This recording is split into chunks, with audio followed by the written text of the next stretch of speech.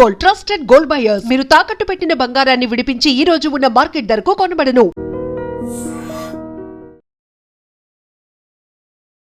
నమస్తే, welcome to I dream.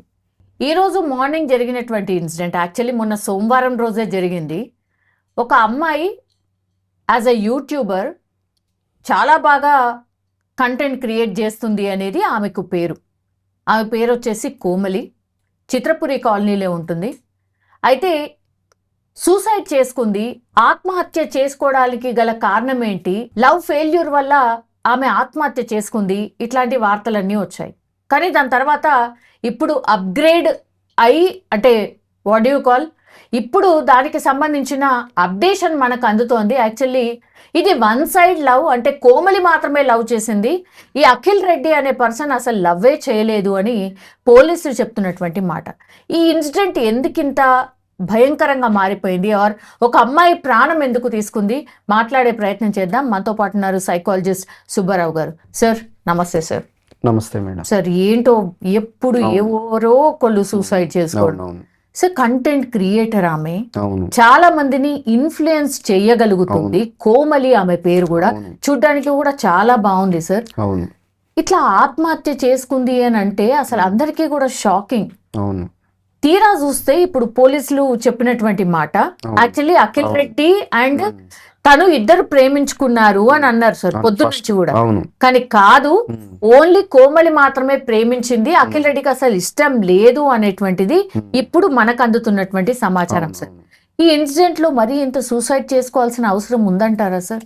అంటే ఇక్కడ ఏమైందంటే వీళ్ళకి అఖిల్కిను కోమలకి 2023 నుంచే వైజాగ్లో పరిచయం ఉందన్నమాట. ఆ పరిచయం ఏంటంటే ఫ్రెండ్షిప్. ఆ ఫ్రెండ్షిప్లో ఉన్నప్పుడు అతనేం ఫ్రెండ్షిప్పే అనుకున్నాడు. వీళ్ళతో కూడా స్టార్టింగ్ ఫ్రెండ్షిప్లోనే స్టార్ట్ అయింది. అయితే అతని ప్రొఫెషన్ కోసం, ఆమె చదువు కోసం ఇద్దరు హైదరాబాద్ వచ్చారు. వచ్చి కూడా దగ్గరే పక్కన కొంచెం దూరంలో ఫ్లాట్లు తీసుకున్నారు, ఇక్కడే ఉంటున్నారు. అయితే అది రాను ఆ పరిచయం కాస్త ఏమైందంటే ప్రేమగా మార్చుకుని ఆమె ఎన్నోసార్లు ప్రపోజ్ చేసింది. అతనేమో నాకు ఇంట్రెస్ట్ లేదు అని చెప్పేసి అతను డినే చేస్తున్నాడు అనమాట, నెగ్లెక్ట్ చేస్తూ ఉన్నాడు. నాకు ప్రేమ అనేది ఇలాంటి ఇష్టం ఉండదు, నాకు నీ మీద ప్రేమ లేదు, ఓన్లీ ఫ్రెండ్షిప్పే అని చెప్పేసి అతను మామూలుగా చెప్తూనే ఉన్నాడు. కానీ ఆయన క్లియర్గానే ఉన్నాడు, అతను క్లియర్గానే ఉన్నాడు. ఈమె ఏం చేస్తుందంటే నువ్వు తప్ప నాకు వేరే ప్రపంచం లేదు, నువ్వు లేకపోతే నా జీవితమే లేదనే ఫీలింగ్లోకి బాగా డిప్రెషన్లోకి వెళ్ళిపోయింది అనమాట. ఆ ప్రేమ ఎక్కువై డిప్రెషన్లోకి వెళ్ళిపోయింది. ఇక్కడ మెయిన్ ప్రేమ ఎక్కువై డిప్రెషన్లోకి వెళ్ళటానికి కారణం ఏంటంటే ఫ్యామిలీ కూడా ఒకటి మెయిన్ ప్రాబ్లం అనమాట. ఎందుకంటే తల్లేమో కువైట్లో ఉందంట, వాళ్ళ ఫాదర్ ఏమో విజయవాడ వైజాగ్ అని చెప్తున్నారు.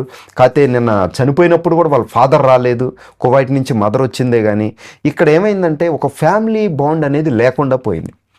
ఇక్కడ ఏమైందంటే మదరు ఫాదరు దగ్గర ఉన్నట్టయితే ఇలాంటి వన్ సైడ్లో ఉన్న ఈ మదర్ ఫాన్ బాండ్ వలన, ఆ ప్రేమ వలన కూడా ఇది డైవర్ట్ అయిపోయి వేరే సిచ్యువేషన్ కానీ వేరే లైఫ్లోకి లీడ్ చేసే అవకాశం ఈజీగా ఉండేది.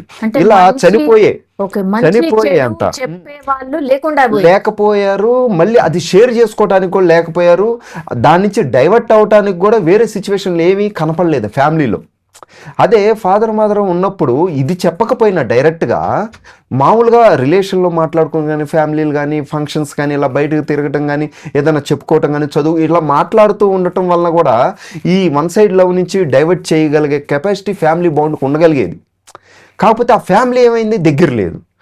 తల్లి ఒక చోట, తండ్రి ఒక చోట, ఈ ఒక చోట సింగిల్గా ఉండటం వలన లోన్లీనెస్ ఎక్కువ ఫీల్ అయిందనమాట. సింగిల్గా ఉండటం వలన ఆ ప్రేమ పదే ఆ థాట్స్ పదే రావటం, ఆ వద్దన్నదే పదే తలుచుకోవటం. కానీ నాకు కావాల్సిందే, నువ్వు తప్ప నాకు లైఫ్ లేదు, నా జీవితం లేదు, నిన్నే నా లైఫ్ లాంగ్ నా హస్బెండ్గా ఫీల్ అయ్యాను, నువ్వు నాకు కంపల్సరీగా కావాల్సిందే అని ఎన్నోసార్లు ప్రెజర్ పెడతాం, అతను రిజెక్ట్ చేయటం జరుగుతూ ఉండటం వలన ఈమె ఆ ప్రెజర్ని తట్టుకోలేక ఆ లోన్లీనెస్ డిప్రెషన్కి వెళ్ళిపోయి సూసైడ్ చేసుకుందనమాట. ఇక్కడ మెయిన్ ఏంటంటే ఫ్యామిలీ బాండ్. ఇలాంటి ఎక్కువ కారణాలు ఏంటంటే ఫ్యామిలీ బాండ్ విచ్ఛిన్నం అవ్వటమే, ఫ్యామిలీ బాండ్ సరిగ్గా లేకపోవటమే.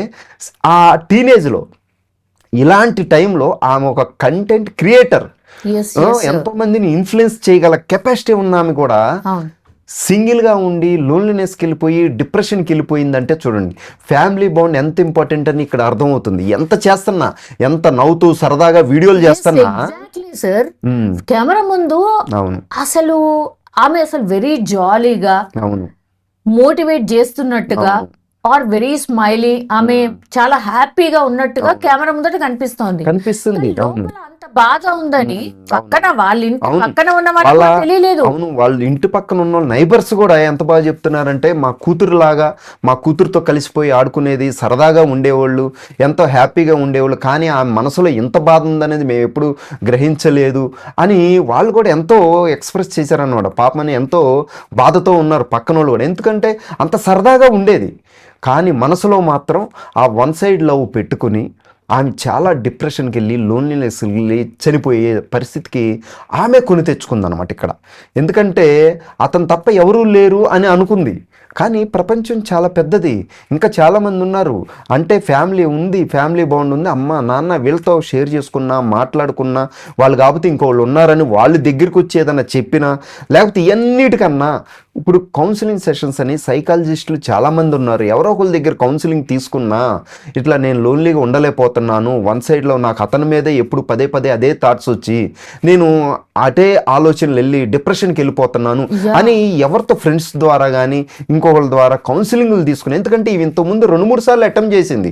నేను సూసైడ్ చేసుకున్నాను ఫ్రెండ్స్కి మెసేజ్ చేయటం, వాళ్ళు వచ్చి చూడటం, మళ్ళీ ఆమె నార్మల్గా ఉండటం, ఇట్లా చేయటం వల్ల ఆమె ఏం చేసిందంటే మళ్ళీ ఇప్పుడు చేసింది కూడా వాళ్ళ ఫ్రెండ్స్ అందరు కూడా లైట్ తీసుకుని ఇట్లాగే అనిద్దులేని లైట్ తీసుకున్నారు తప్ప, కానీ అక్కడ ఒక సైకాలజిస్ట్ దగ్గర తీసుకెళ్ళి ఒక సెషన్ కౌన్సిలింగ్ తీసుకోవటం వల్ల దీని నుంచి ఈజీగా బయటకు వచ్చేది అనేది నాకు అనిపించింది అనమాట. ఎందుకంటే వాళ్ళు ఏం చేశారంటే ఆ 2-3 సార్లు ఆమె బెదిరించటం వలన ఇది కూడా అలాంటిదేలే అని లైట్ తీసుకున్నారు. కానీ ఇక్కడ గుర్తుపెట్టుకోవాల్సింది ఏంటంటే సింగిల్గా ఉన్నోళ్ళని ఎప్పుడు నార్మల్గా మనం థింక్ చేసి వదిలేయకూడదు. వాళ్ళు నోట్లో నుంచి ఒకటి వచ్చినా ఎప్పుడొకప్పుడు ఏదో ఒకటి చేసే అవకాశం ఉంటుంది. ఎందుకంటే వాళ్ళకి పదే పదే అదే థాట్స్ వస్తూ ఉంటాయి, నిద్రలు పట్టవు. ఏదో ఒకటి చేసుకోవాలి, లేకపోతే అతను నన్న పొందాలి, నా ప్రేమనన్నా నేను పొందాలి, లేకపోతే నేను చావనన్నా చావాలనే డెప్త్కి వెళ్ళిపోయే ఆలోచనలు డిప్రెషన్కి వెళ్ళిపోయి సూసైడ్ చేసుకుందన్నమాట. కాబట్టి సింగిల్గా ఉన్నోళ్ళు ఎప్పుడు జాగ్రత్తగా మనం ఎప్పుడు ఫ్యామిలీతో ఉండేటట్టే చూసుకోవాలి తప్ప సింగిల్గా ఎక్కువగా వదలటం అనేది కరెక్ట్ కాదు. టీనేజ్లో కంపల్సరిగా ఫ్యామిలీ బాండ్ అనేది ఉండాలి. అది లేకపోవటం వల్ల ఇలాంటివన్నీ జరుగుతున్నాయి. అఖిల్ రెడ్డి ఇక్కడ చూస్తే పాపం పొద్దున్నుంచి కూడా అఖిల్ రెడ్డి వల్లనే చనిపోయింది, అఖిల్ రెడ్డి మోసం చేయడం వల్లనే చనిపోయింది అని అందరు అంటూ వచ్చారు. కానీ ఇప్పుడు పోలీస్ వాళ్ళు క్లియర్ కట్ గా చెప్పారు సార్, అంటే ఆయన మీద అసలు ఎలాంటి ఎలిగేషన్ లేదని. కానీ సార్ ఇప్పుడు అఖిల్ రెడ్డి బాధ్యత కూడా కదా మరి, ఇప్పుడు తను వెంటబడుతోంది అని అంటే చెప్పే ప్రయత్నం చేయాలి, లేదంటే వాళ్ళ ఫ్రెండ్స్ కో పేరెంట్స్ కో ఇంకో విధంగానన్నా ఏమన్నా చేసేది ఉండనా? పోనీ అఖిల్ రెడ్డి ఏమైందంటే అఖిల్ రెడ్డి కూడా వాళ్ళ అమ్మకి చెప్పాడంట ఆల్రెడీ ఫోన్ చేసి, ఈమె నన్ను ఇట్లా పదే పదే నన్ను ఇట్లా ప్రేమ అని చెప్పేసి వెంటపడుతుంది అని వాళ్ళ అమ్మకు కూడా ఆల్రెడీ ఇతను చెప్పాడంట. నాకు ఇంట్రెస్ట్ లేదు, నేను మ్యారేజ్ లవ్ ఇలాంటి అనేది నాకు ఏమితో ఇంట్రెస్ట్ లేదని, నేను ఫ్రెండ్షిప్పే తప్ప వేరేది ఏమి లేదని వాళ్ళ అమ్మకు కూడా చెప్పాడు ఆల్రెడీ. కాకపోతే ఇక్కడ ఏమైందంటే అదంతా లైట్ తీసుకున్నారు తప్ప ఇవేం చేసుకోదులే, ఉట్టిగా అంటుందిలే అని వీళ్ళు కూడా లైట్ తీసుకున్నారు. వాళ్ళ అమ్మ కూడా లైట్ తీసుకుంది, ఏదో 2-3 మాటలు చెప్పి వదిలేసి ఉండొచ్చు. ఇప్పుడు కూడా లాస్ట్ మెసేజ్ కూడా అతనికి చేసి నేను సూసైడ్ చేసుకున్నాను చేసినప్పుడు వాళ్ళ సిస్టర్ను పంపించి, పక్కనే ఉన్న సిస్టర్ను పంపించి ఒకసారి వెళ్ళి చూడు ఏమైందో, ఒకసారి సూసైడ్ చేసుకుంటున్నాను మెసేజ్ చేసింది, ఒకసారి వెళ్ళి చూడు అంటే ఆమె అర్ధరాత్రి 3ంటికి వెళ్ళి తెల్లవారుజామున డోర్ ఎంత కొట్టినా తలుపు తీయపోయేసరికి ఆమె రిటర్న్ వచ్చేసింది అనమాట. అంటే వాళ్ళు ఎంతో కొంత ప్రయత్నించారు పక్క నుండి ఇది కాదు అని. 1 year నుంచి ఆయన చెప్తూనే ఉన్నాడు, నాకు ఇంట్రెస్ట్ లేదు, లవ్ అనేది నాకు లేదు, ఓన్లీ ఫ్రెండ్షిప్పే తప్ప అని చెబుతూనే ఉన్నా ఈమె అదే మనసులో పెట్టుకుని అదే డిప్రెషన్కి వెళ్ళి అదే ప్రెజర్ ఎక్కువైపోయి ఇక అతను లేకపోతే నా జీవితం లేదు అనుకుని సూసైడ్ చేసుకుందనమాట ఇక్కడ. కాబట్టి ఇక్కడ తెలుసుకోవాల్సింది ఏంటంటే సింగిల్గా ఉండటం అనేది చాలా వరకు తగ్గించుకుని ఫ్యామిలీ బాండ్ పెంచుకోవాల్సిన అవసరం చాలా చాలా ఉంది అనేది ఈ సంఘటన వలన మనం తెలుసుకోవాల్సిందన్నమాట. ఇక చాలా మంది సార్ ఇప్పుడు పిల్లలు హాస్టల్స్ లో ఉండడమో లేకపోతే అసలు అన్నోన్ వాళ్ళతోని ఉండడమో హాస్టల్స్ యాజ్ వెల్ యాజ్ ఇప్పుడు ఈ కోమలి లాగానే చాలా మంది సింగిల్ గా ఉండడానికి కూడా ఇష్టపడుతున్నారు సార్. ఇది వెరీ వెరీ డేంజరస్ అనిపిస్తుంది ఇక్కడ రీసెంట్ గా మార్నింగ్ ఒక న్యూస్ చూశాను మేడం. సింగిల్ గా అంటే ఫ్రెండ్షిప్ అనేది ఇప్పుడు చాలా తగ్గిపోయిందంట ప్రజెంట్ జనరేషన్లో. ఇంతకుముందు 1960లో ఒక్కొక్కరికి 100 మంది ఫ్రెండ్స్ ఉండేవాళ్ళంట. 1990లో ఒక్కొక్కరికి ఒక 6-7 మంది అన్న బెస్ట్ ఫ్రెండ్స్ ఉండేవాళ్ళు. అంటే ఇప్పుడు ఎవరికి ఫ్రెండ్స్ లేరంట. అంతా మొబైల్ ఎడిక్షన్, మొబైల్లోనే మెసేజ్లు, మొబైల్తోనే తప్ప రియల్గా ఫ్రెండ్షిప్ అనేది లేకుండా పోయింది. ఫ్రెండ్స్తో తిరగటం కానీ, ఫ్రెండ్స్తో ఎంజాయ్ చేయటం కానీ, ఫ్రెండ్స్తో షేర్ చేసుకోవటం కానీ అలాంటిది ఇప్పుడు తక్కువైపోయి లోన్లీనెస్, సింగిల్గా బతకడానికి అందరు ఇష్టపడిపోతున్నారు. ఎందుకంటే అదంతా ఫోన్లోనే. వాళ్ళు ఏది కమ్యూనికేషన్ చేయాలన్నా, ఏది మనం పెంచుకోవాలన్నా, ఏ ఎమోషన్లు ఇవన్నీ కూడా ఫోన్లోనే, వీళ్ళు అన్నీ ఫోన్లోనే మిక్స్ అయిపోయారే తప్ప ఒక మనిషి, ఒక ఫ్రెండ్, ఒక స్నేహము అనేది చాలా తక్కువైపోయినాయి అనేది రీసెంట్ సర్వేలు, నిన్న మొన్న చూసిన సర్వేల్లో, రీసెంట్ సర్వేల్లో తేలింది ఏంటంటే ఫ్రెండ్షిప్ తక్కువైపోవటం వలన డిప్రెషన్, యాంగ్జైటీలు ఎక్కువైపోయి సూసైడ్లు చేసుకునే పరిస్థితులు కూడా వస్తున్నాయి, చాలా ఉన్నాయి కూడా అనేది ఎంతోమంది సర్వే చేసి మరీ చెప్పారనమాట. కాబట్టి ఇక్కడ గుర్తుపెట్టుకోవాల్సింది ఏంటంటే ఫ్రెండ్షిప్ పెంచుకోవాలి, మనుషులతో కమ్యూనికేషన్ పెంచుకోవాలి. ఈ గ్యాడ్జెట్స్తో కాదు, ఈ మొబైల్స్తో కాదు, ఈ ఇన్స్టాలు, ఫేస్బుక్లు, ఈ వాట్సాప్లు వీటితో కాదు మనం గడపాల్సిన టైం అంతా ఒక మనిషితో, ఇంకొక మనిషితో ఫ్రెండ్షిప్ బాండ్ ఉంటే ఎంతో కొంత షేర్ చేసుకోవడం కానీ, చెప్పుకోవటం కానీ, బాధలో ఓదార్చడంలో కానీ, ఇలాంటిది కాదు ఇది కాదులేని సజెషన్ చెప్పడంలో కానీ, ఇలాంటి మనం ఆ సరదాలో ఫ్రెండ్షిప్లో ఇలాంటి బాధలు ఏదొచ్చినా మనం మర్చిపోయగలిగేవాళ్ళం, డైవర్ట్ అయిపోయగలం. ఏదైనా సినిమాకి వెళ్ళటం, రెస్టారెంట్కి వెళ్ళటం కానీ, అలా బయటికి వెళ్ళి ఒక రౌండ్ వేసి రావటం, ఏదో ఒక సందర్భంలో ఇలాంటివన్నీ కొన్ని మర్చిపోయి ఫ్రెండ్షిప్ బాండ్కి అలవాటు పడి ఇలా డిప్రెషన్కి వెళ్ళి సూసైడ్ చేసుకునే పరిస్థితి రాదనమాట. కాబట్టి ఇక్కడ గుర్తుపెట్టుకోవాల్సింది ఏంటంటే మళ్ళీ బ్యాక్ టు పెవిలియన్, ఏదైనా అంటారు కదా చక్రం లాగా ఉంటుందని, మళ్ళీ వస్తాయి, మళ్ళీ రావాలని. మళ్ళీ రావాల్సింది ఏంటంటే స్నేహాన్ని పెంచుకోవాలి, ఫ్రెండ్స్ని పెంచుకోవాలి.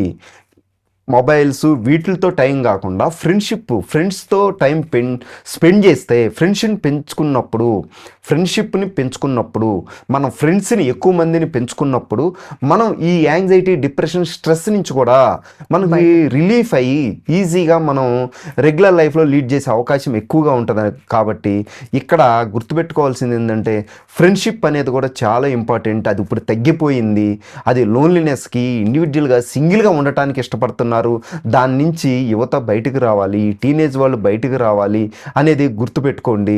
ఫ్రెండ్షిప్ అనేది చాలా ఇంపార్టెంట్. ఆ స్నేహంలో ఎంతో దాగి ఉంది, ఆ మధురమ ఎంతో ఉంది స్నేహంలో.